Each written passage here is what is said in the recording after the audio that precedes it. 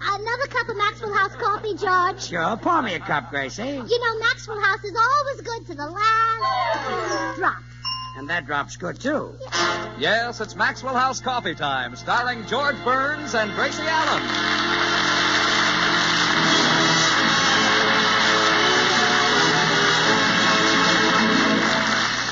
With yours truly, Toby Reed, Hans Conried, Gail Gordon, Meredith Wilson of the Maxwell House Orchestra, and Bill Goodwin. For America's Thursday night comedy enjoyment, it's George and Gracie. And for America's everyday coffee drinking enjoyment, it's Maxwell House. Always good to the last drop.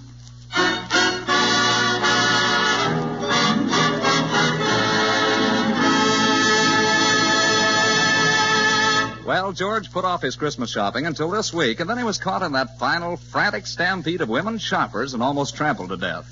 We find him now seeking refuge in the corner cigar store where he meets Bill Goodwin. Hi, George. Oh, hello, Bill. Hey, you look kind of rumpled. I am, Bill.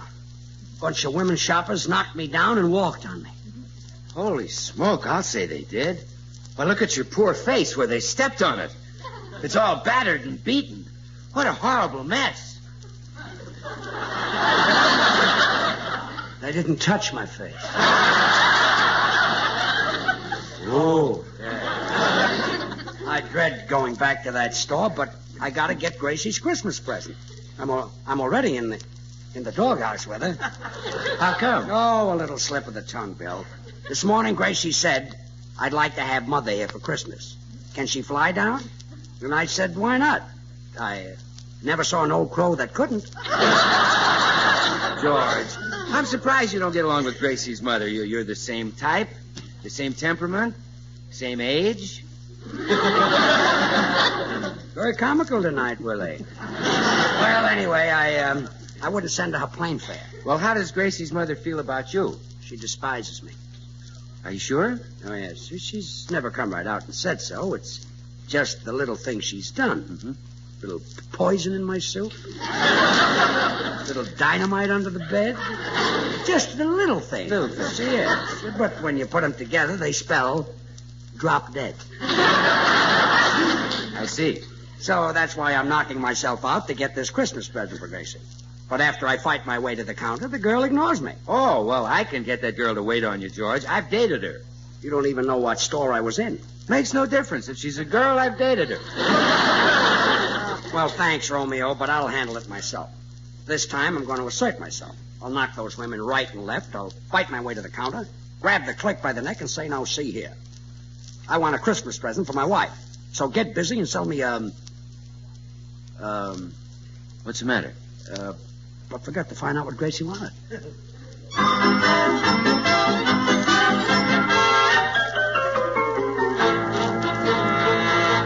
Gracie. Yes, dear? What would you like for Christmas this year? Well, George, I don't want to just come right out and tell you. That would take all the fun out of it. Well, how else can I find out what you want? Well, I've written some clues for you. Clues? Yes. You can guess it from those. Now, here's your first clue. Read it. First for Santa Claus. Second for me. My eyes are blue. My initial is G. Bring me a present, large, not small, and I'll say Happy New Year in the summer. Well, what is this, truth or consequences? Well, George, you felt so bad about not guessing Miss Hush. And this'll sort of give you another chance. Look, just tell me what you want for Christmas and stop making yourself a Ralph Edwards. Oh, but this is much more fun. Oh, all right. If it means so much to you, I'll play your game. Good. Now, let's see. First for Santa Claus, second for me. Dancer is first, Prancer is second. The Prancer could be a horse. You want a horse for Christmas? Oh, what would I do with a horse? Well, you're always banging up the fenders, and if you had a horse, you wouldn't have to drive the car. Oh, that's silly. A horse couldn't drive a car. Well, skip it. So I missed the first guess. Yeah, that'll cost you 50 cents. 50 cents? Oh, I forgot to tell you. Every time you guess wrong, you drop 50 cents in this bowl for charity. What charity? Oh, a very worthy one, George. It's for a poor mother who's expecting. Oh, well, that sounds like a worthy cause. Okay, here's my 50 cents. Thank you, dear. Now try again and guess what I want for Christmas. Let's see. Bring me a present, large, not small, And I'll say Happy New Year in the summer. Well, think, George. Concentrate. Say, I think the Chinese celebrate New Year in the summer. Now, let's see, Chinese. No, I don't want chop suey. Hey, Gracie. That'll be another 50 cents. Honey. Honey's wrong, too. It's another 50 cents. Nuts. Wrong again. It's $1.50 you owe the bowl. Oh, well, it's for charity. There you are. Glad I'm using this punch bowl. Looks like I'll fill it. The rate you're going, you'll fill the Rose Bowl. Come in. Hello, all. Oh, hello, Meredith. Meredith. Say, Mayor, maybe you could help me. Gracie has written down on this piece of paper what she wants for Christmas. Really? As a boy, I used to write down what I wanted and mail it to Santa Claus at the North Pole. Of course, now I'm older and wiser. Oh, of course. Now I just go to the nearest department store and hand it to him in person.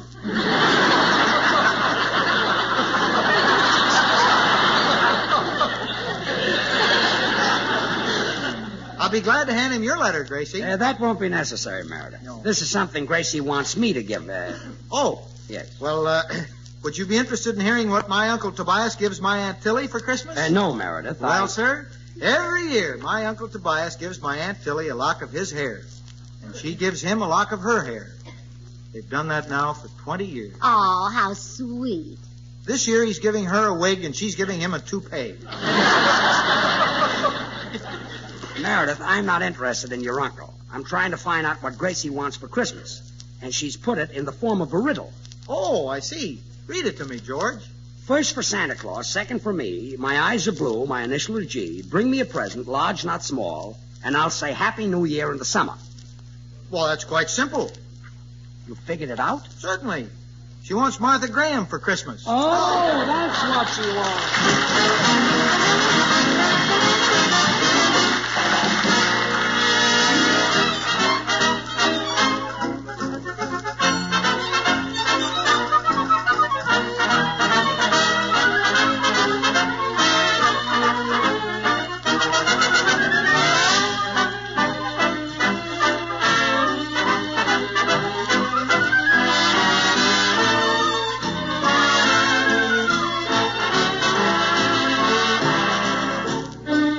Mighty pleasant melodies, Meredith, with a swing to their rhythm that sets your feet to beating. True, Toby. It's the rhythmic beat of a schottische, which is a slower Scotch version of the polka. The Scotch polka? That sounds good. Oh, it is good, Toby. Now, here's another famous and familiar schottische. Let's see if you recognize it. First, we'll start with just the mellow harmony.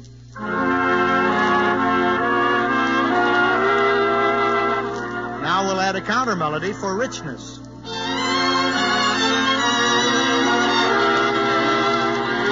Sounds mighty smooth, Meredith, but I still can't guess the name of it. You'll be surprised, my boy. Listen while we add that vigorous schottish rhythm. And now we'll combine the melody to complete this blend of a familiar schottish at its best.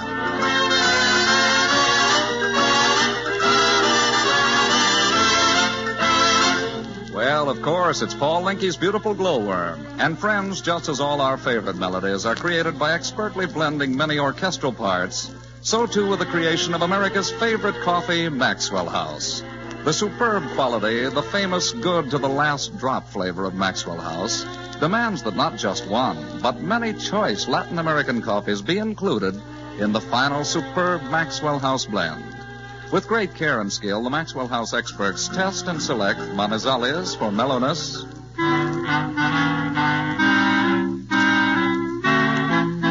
for richness, they add Medellins.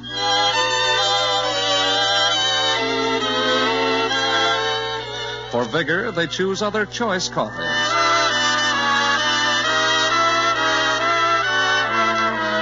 And for fine, full body, they add Bucaramangas.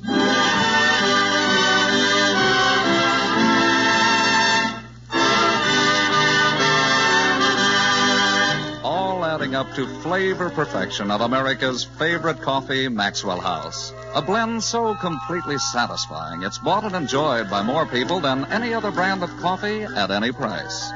So, friends, enjoy the extra flavor of Maxwell House coffee yourself. You can for just a fraction of a penny more per cup than the cheapest coffee sold. Ask for Maxwell House. Always good to the last drop.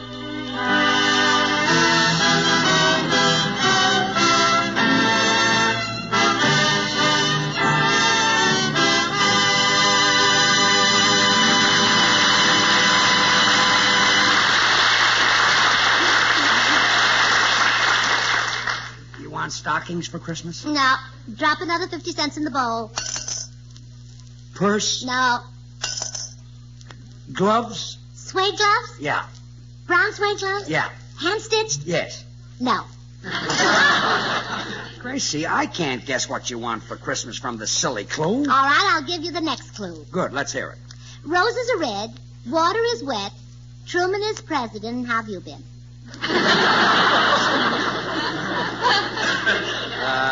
That's the clue. Yes. Let's go back to the first one. No, George, work on it. I'll leave you alone so you can concentrate. Concentrate my foot. Take this clue next door to Dr. Miller. Only a psychiatrist can figure this out.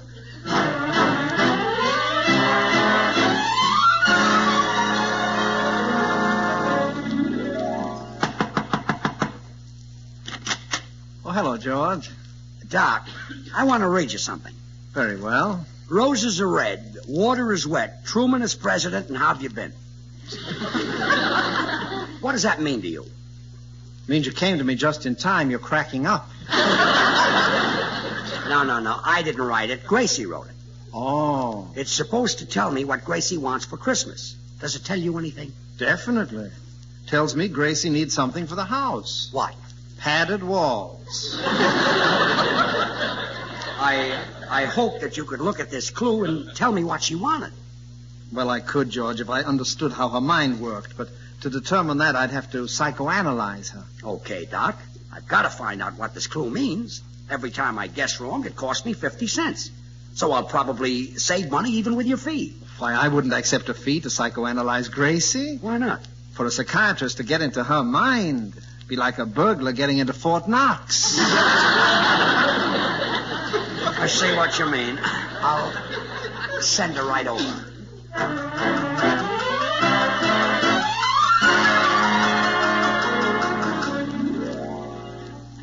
Now then, Mrs. Burns, just lie down on this couch here and relax completely. Thank you, Doctor. First, just a few general questions. How old are you? I'd rather not say. Mrs. Burns, I'm a doctor. You can tell me anything. Now, how old are you? 19. 19. You said I could tell you anything. I mean, if you tell me your age, I won't let it go any further. Oh, Now, how old are you? 19. Still 19. I'm not letting it go any further either. Mrs. Burns, how long have you been married? 15 years. Then if you're 19 years old, you were married when you were 4. Oh, Doctor, you've got me trapped. I see I'll have to tell the truth. Good. Now, how old are you? 20. Let's skip your age and go on to the next question. Do you have any disturbing dreams, especially dreams that recur again and again? Oh, yes. Every night for a long time, I dreamed that the Iceman came and put 2 50-pound cakes of ice in the middle of my back. Very interesting. I must attempt a solution. Oh, I solved it. How? Well, I made George sleep with his socks on.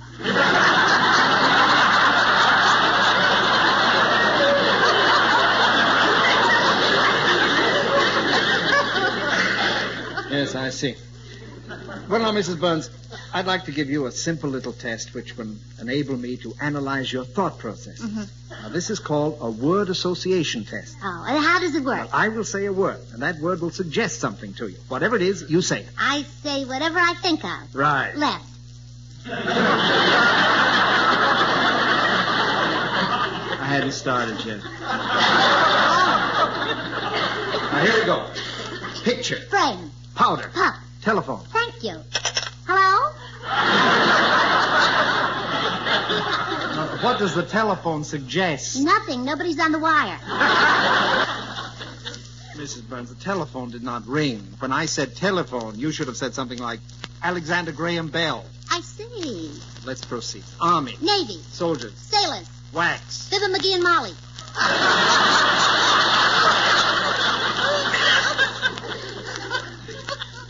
Wax made you think of Fibber McGee and Molly. They sell it. I was referring to WACS. So was I, Johnson's.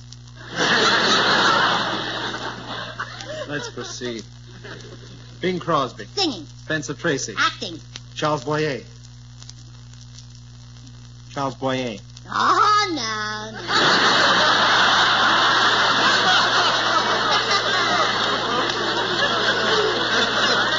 You don't trick me into that one. I see you taking notes. So my husband can read. let's proceed. Hello? Oh, yes, Grace is right here. Telephone. Alexander Graham Bell.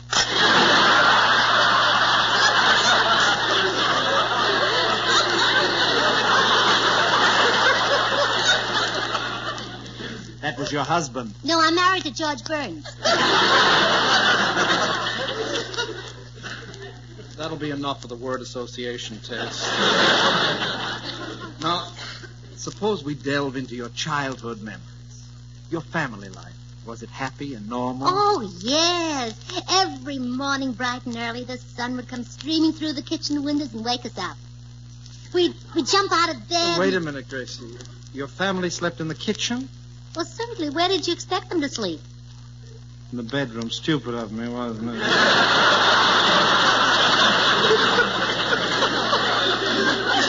We couldn't sleep in the bedroom. That's where we did our cooking. You cooked in the bedroom. Why? Because it was upstairs.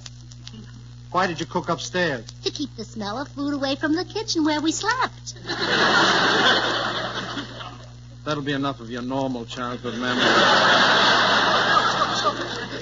Now let us try the mental coordination test. See if you can place these square pegs and round pegs in their proper holes.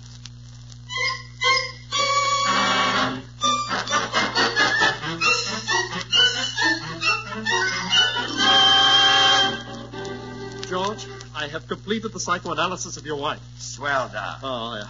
First, I gave her the Binet-Simon intelligence quotient test. Then I traced her mental processes with the word association test. Then I gave her the Bechterew-Mendel reflex test, the Rorschach inkblot test, applied the factors of heredity and environment, and I knew her mind like a book. Wonderful. I then applied this knowledge to the clue she'd given you, and I was able to make a guess as to what she wanted for Christmas. Well? Where do I drop my 50 cents?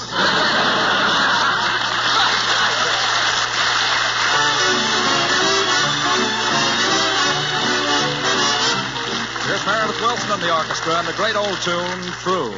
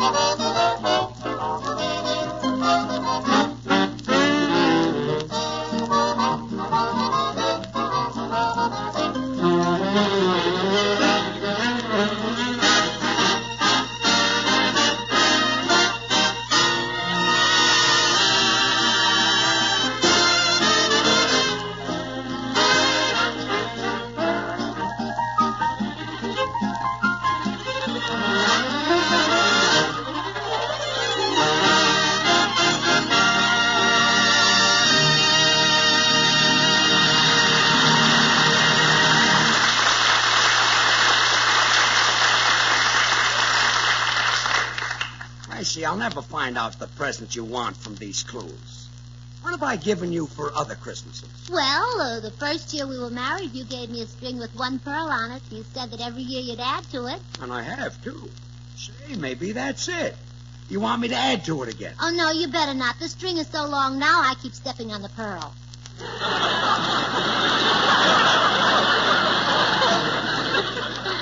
Well, that was no help. Now, I better give you another clue. Yes, a clue and some aspirin. Yes, I won't be a minute, dear. Okay, dear. Please, come in. Hi, George. Say, did you get Gracie's present? No, Bill, I can't find out what she wants. If you were Gracie, what would you like for Christmas? Oh, not a thing, George. Gee, I'd feel that I'd received life's supreme gift when I got wonderful, handsome, talented, generous you. Bill, you haven't said anything that nice to me for a long time. No, not since last Christmas. Oh, I get it, Bill. You don't have to hinder me. Don't we always exchange presents? Well, I always exchange yours.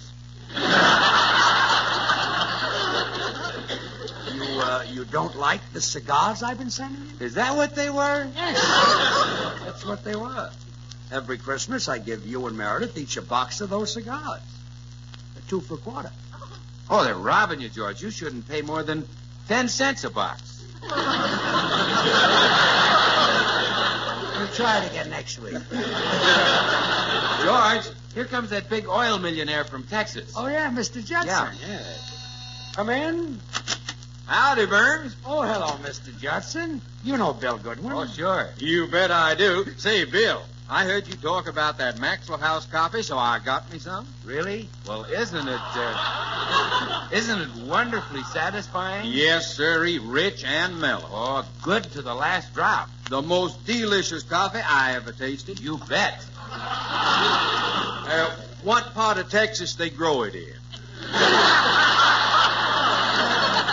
Mr. Judson, the superb coffees that go into Maxwell House are grown down near the equator. Oh, southern Texas, huh? Got down around Galveston. Mr. Judson. Well, now, it's the best darn coffee in the whole world, and that cup I had this morning sure was worth the $1,000 I gave for it. Wait a minute, you gave $1,000 for it? Why, Mr. Judson, Maxwell House costs but a fraction of a penny more per cup than the cheapest coffee you can buy. Oh, I know that, but I had to leave the girl a tip. Kid's got to make a living. Say, Bill, tell me some more about that fine Galveston coffee. Is it popular? Well, I'll tell you, Mr. Judson, with more than 1,000 brands to choose from, more people buy and enjoy Maxwell House than any other brand of coffee in the world. But it's not grown in Galveston. It ain't? No, sir. It comes from places like Colombia, Brazil, Guatemala, Mexico, Salvador, Venezuela. Oh, the suburbs of Galveston. You might as well give up, Bill. To this guy, anything that's the best comes from Texas. The best coffee, the best-looking men, the best actors, the best lovers. Really? Well, in that case, I reckon I'll be moseying. So long, partner. So long, Tex. Mr. Judson, maybe you can help me. I can't find out what my wife wants for Christmas. Well, now, I'm having the same trouble. I know my wife wants a string of beads, but I don't know what kind. Well, what are you going to do? Well, I'm going to get a 4-string. Rubies, emeralds, sapphires, and diamonds, and she can throw away the 3 she don't want. Well, you can afford that. You've got $26 million. No, that's $27 million. Yep. You see, we had a little hard luck down home. Grandpa was out in the yard rocking in his rocking chair. He reared back a mite too far. The rocker dug in the ground, and up come another darned oil well.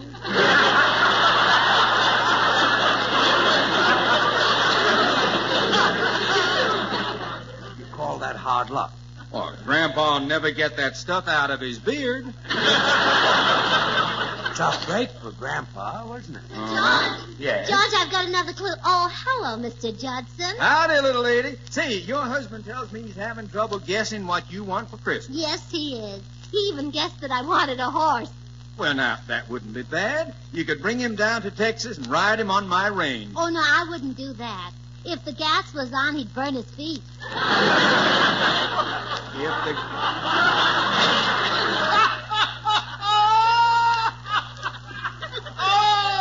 like your sense of humor, ma'am.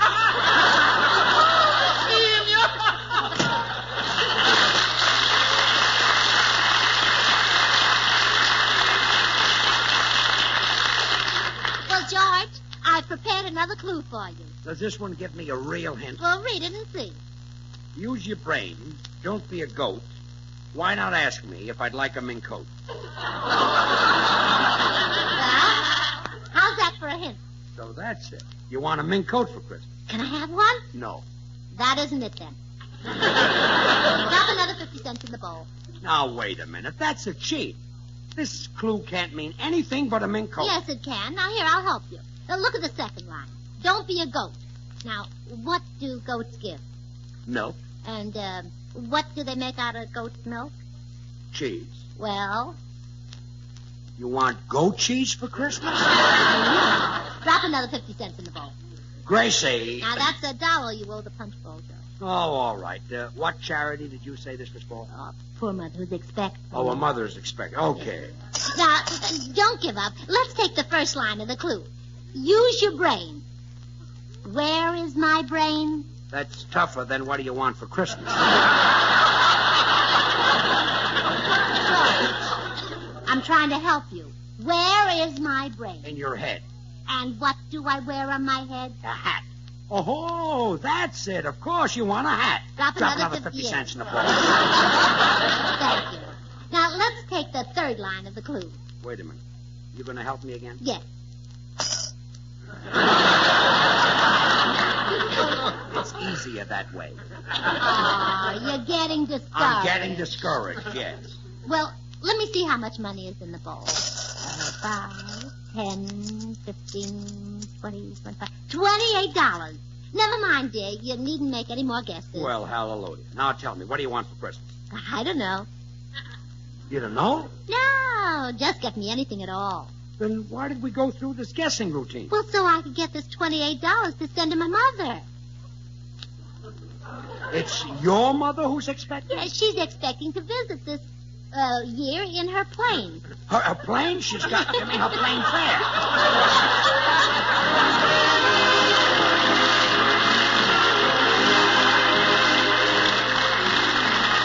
George and Gracie will return in just a moment. Join us again Thursday when we'll all be back. George Burns, Gracie Allen, Bill Goodwin, Meredith Wilson, and the Maxwell House Orchestra, and yours truly, Toby Reed. And now, here are our stars.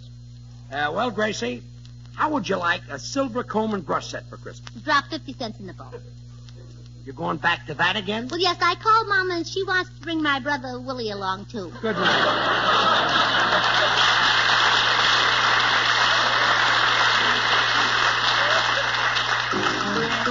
Hey, where do you live, Lucille?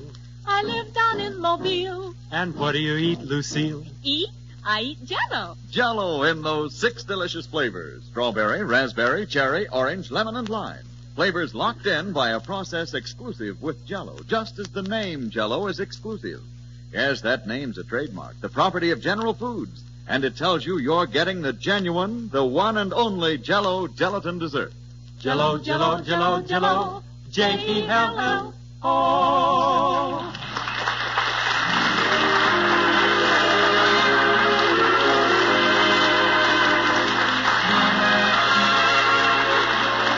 Until next Thursday, good night and good luck from the makers of Maxwell House, America's #1 preferred brand of coffee.